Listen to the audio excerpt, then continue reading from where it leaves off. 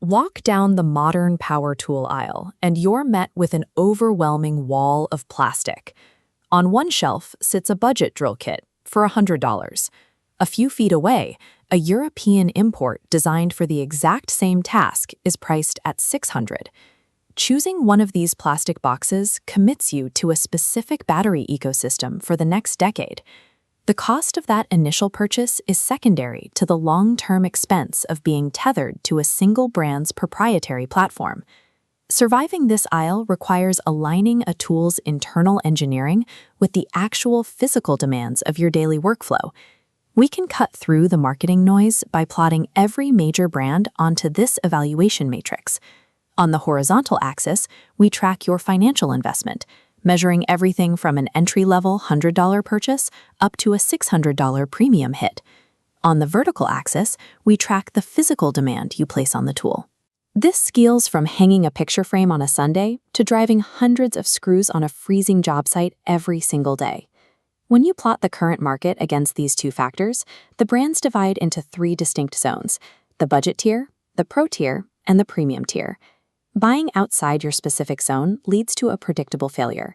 You will either melt a cheap motor trying to frame a house, or you will pay for a level of micro-precision your weekend projects simply do not require. We start in the lower left quadrant with the entry-level tier.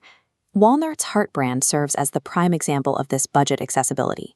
The financial barrier to entry is low. For under $100, you gain immediate access to a 20-volt lithium-ion battery ecosystem and a functional drill. For that price, the performance is adequate. These tools are engineered for assembling furniture, hanging drywall patches, and completing basic weekend maintenance. However, the lower price point is achieved by sacrificing peak torque and heavy-duty longevity. These motors and housings are not built for continuous operation or job site abuse. This bar chart compares battery health over a 6-month heavy use period. When you push budget components into high-drain applications, like their 40-volt yard tools, the battery life and durability fail to hold up under sustained use. If you are time-rich and cash-poor, this tier gets the job done. But for anyone doing daily, sustained labor, these tools represent a waste of capital. Moving to the center of the matrix, we enter the pro tier. This is the environment of the daily contractor. To understand this tier, we have to clear up some corporate confusion. Metabo HPT, which used to be known as Hitachi, is a completely separate brand, owned by a different parent company than the premium manufacturer simply named Metabo. Entering this tier requires a moderate financial jump.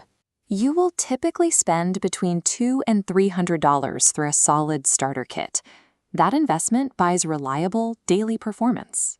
Professionals trust these internal components to handle the abuse of a busy job site, with tools like the Metabo HPT nailers earning a high reputation for the precision needed to make a paycheck. The trade-off here is often battery platform fragmentation. Since no single brand dominates every category, you may end up needing multiple chargers to run the best saw from one brand and the best drill from another. For the contractor who needs a fast return on investment, this middle tier provides the necessary reliability without the risk of business-ending overhead. Finally, we push to the extreme upper right of the matrix. This is the endgame tier, reserved for master craftsmen using fine and the original German Metabo. The financial premium is massive. A single tool here can cost 2 to 3 times as much as a standard pro brand. This graph compares vibration levels over a 60-second cut. The jagged spikes of a standard tool contrast with the dampened, smooth wave of a fine.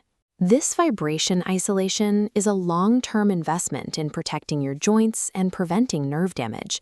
You also get whisper-quiet operation. Their dust extractors and vacuums are engineered to pull air at decibel levels low enough to protect the user's hearing over a 40-year career. Frankly, but the trade-offs are severe. Replacement parts are expensive, local service centers are rare, and you are often forced into niche battery ecosystems like AmpShare. Spending $600 on a single saw is an unearned expense for a DIYer. But for professionals whose bodies are their primary asset, this tier is a necessary career preservation expense. Let's pull back and map exactly how you should navigate these 3 tiers today. This flowchart organizes your choice around your primary use case. If you are a weekend warrior tackling seasonal maintenance, the return on investment dictates following the branch straight to the budget tier with Heart or Ryobi. If you are a standard contractor, you need a tool that works every morning without fail. That operational reality points directly to the Pro tier and brands like Metabo HPT. If you are managing joint pain or your work requires absolute precision, your path leads to the Premium tier with Fine or German Metabo. Following this exact mapping ensures you aren't paying for a label you don't need, or underpaying for a tool that will fail on the job. This brings us back to the primary fear established at the beginning, being locked into a single battery ecosystem for life. There is a strategic workaround.